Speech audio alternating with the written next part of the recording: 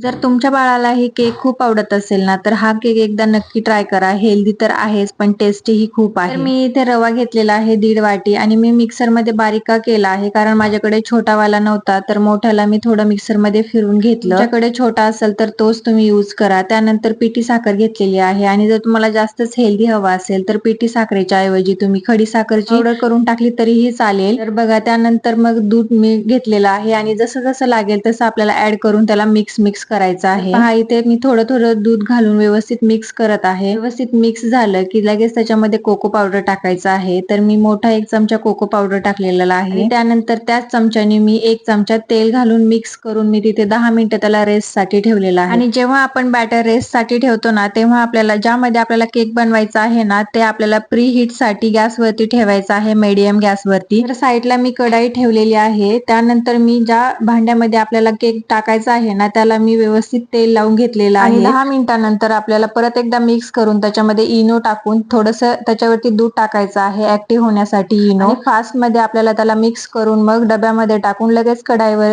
ठेवून लगेच झाकण ठेवून घ्यायचं आहे. आणि मी डायरेक्ट 35 मिनिटांनी बघितलं होतं, पण इथे माझं ताट ना त्याला मध्ये चिकटलं होतं आणि केकही थोडासा बाकी होता, तर मी त्यानंतर परत 20 मिनिटांनी बघितलं. आपला केक एकदम रेडी झालेला होता आणि कडा तुम्ही बघू शकतात. मी त्याला काहीही न करता डायरेक्ट पलटी केलं तरीही किती छान निघलं आणि जाळी तर तुम्ही बघू शकता किती भारी आली आहे. तर पहा, कोणतंही प्रीमिक्स किंवा मैदा न वापरता किती जाळीदार आणि टेस्टी आपला हा केक बनवून तयार आहे. आणि मुलांना काय, फक्त त्यांना चॉकलेट केक असं हवं असतं आणि हे सेम तसंच दिसतो आणि त्यामुळे त्यांना हे खूप आवडतं. तर एकदा तुम्हीही ट्राय करा आणि तुमच्या मुलांनाही द्या. आणि जर माझे व्हिडिओ आवडत असतील तर चॅनलला सबस्क्राईब नक्की करा. Thank you so much. बाय.